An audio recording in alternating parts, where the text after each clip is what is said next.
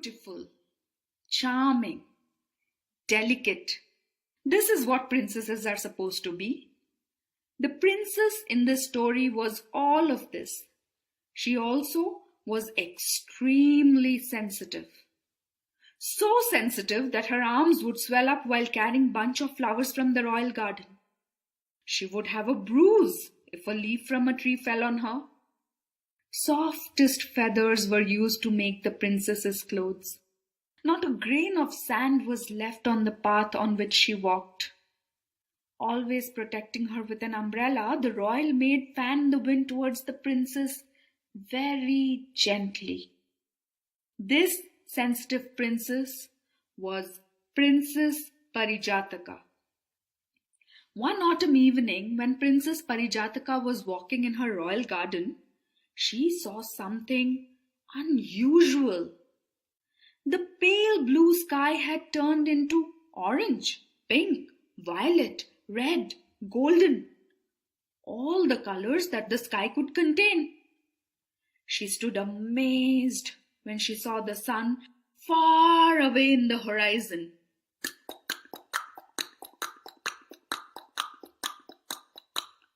The sun was proudly riding in his chariot, and wherever he went in the sky, the colors followed. After some time, the sun, the chariot, and the colors, all of them disappeared from the sky. Princess Parijatha rushed to her chambers. She took a fine silver sheet and wrote her message of love for the sun on it. "Take this to the sun immediately," she told her royal messenger. The next day, when the sun received the message, he was ecstatic. Without wasting any time, he came to the palace, and soon, on one beautiful autumn evening, Princess Parijatha and the sun were married. Well, like every couple, they too had exchanged wedding vows. Wedding vows can be very demanding, and their story was not different at all. "You shall not look away from each other in your lifetime," the vows read. And the sun and Parijatha had agreed. Autumn was spent honeymooning. Winter was spent in the loving company of each other's warmth. Oh, and what a beautiful and colorful spring they had led that year. Summer was almost there. The sun had become stronger, and day by day it was growing stronger and stronger and stronger. So strong that it had become almost intolerable for Princess Parijatha. Unable to bear the heat of the sun, Parijatha flinched and looked away, and in that moment she burnt into ashes. "Help me, please. Bring my Parijatha back to life," the sun had pleaded to everybody. But it was of no use. So the sun gave up and went back to the sky. After a few days, from the ashes of the princess grew a beautiful tree. The news of the tree that grew from the ashes had spread like wildfire. Of course, it had reached the sun as well.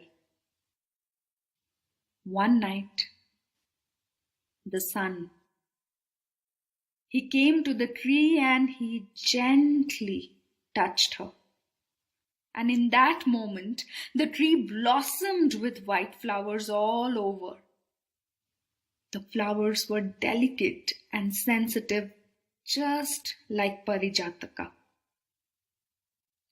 The flowers had an orange heart, for Parijatha always carried the sun in her heart.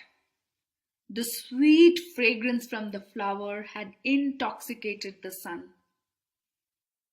He spent that night with his beloved Parijatha. Oh, what a night that was! They both had longed for that. And now, finally, they were together. But not for too long. The sun had to leave very soon, and as he rose from there to leave to the sky, the flowers shed themselves like pearls of tears on the ground.